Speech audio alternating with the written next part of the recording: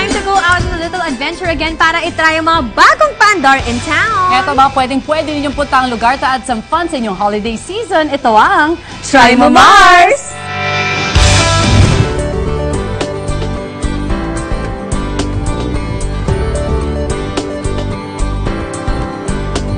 Parang mali yung pagkaka-order ko ng kape. Kasi sobrang nervous na nararamdaman ko.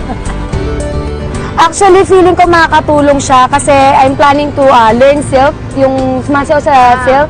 So, kailangan kasi malakas yung core mo and arms mo, syempre. So, ngayon, feeling ko ready na ako. Pero dapat sila ang ready, si Coach Roy, saka si Coach Enzo. Ito na. Coach! Mga coach! Ano ba yan? Lambitin ka na lambitin. Handa na ba? Laban ako, no? Kayo Okay. ready na kayo. Wala namang pagkakaiba sa gym to.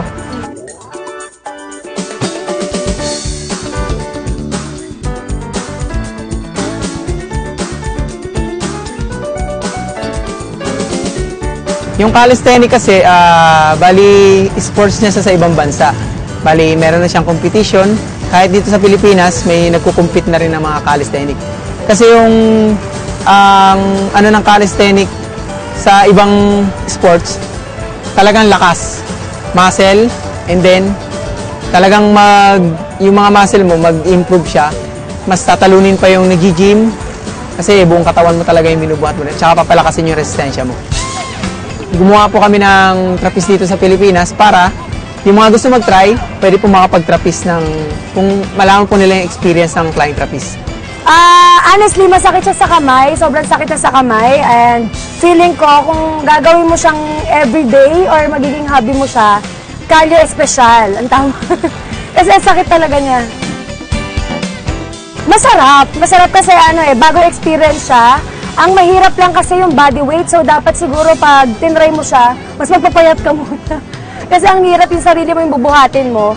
Or siguro, kailangan talaga more on yung basic na tinuturo nila para lumakas ka. Kasi sabi nila, coach, hindi mo raw siya matututunan ng isang beses lang. It takes years or months para magawa mo yun. Yung sarili ko, kung sa lakas lang, prepared naman ako. Pero yung mga heights kagaya ng trapeze, medyo orkot ako kasi takot talaga ako sa heights. Yun. So, ayun yung challenge sa akin. Saka hindi ko kayang tumambling-tumbling doon. Yung feeling, pag nasa taas ka pa, habang nasa taas ka, hindi mo pa na-try na bumaba, sobrang nakakatakot. At magsasorry ka sa lahat ng kasalanan na nagawa mo sa buong buhay mo. Siguro wala akong tuwala sa sarili ko na kaya kong i-grip yan hanggang makababa ako. Pero sa sobrang takot ko pala, sobrang grip na grip, diba? Hindi, nung nakababa na ako, ramdam ko na okay na. Safe naman siya, nakakatakot lang talaga sa simula. For me, sa mga may fear of heights, try it. Siyempre, panibago experience to at siyempre para ma-overcome naman natin yung takot natin sa heights. Ako medyo nabawasan na siya. Ayan mga Mars, Camille and Susie, nako, i-try nyo to. I'm sure laban kayo kasi kahit ano namang challenges kaya yung dalawa. So, i-try nyo tong flying trapeze.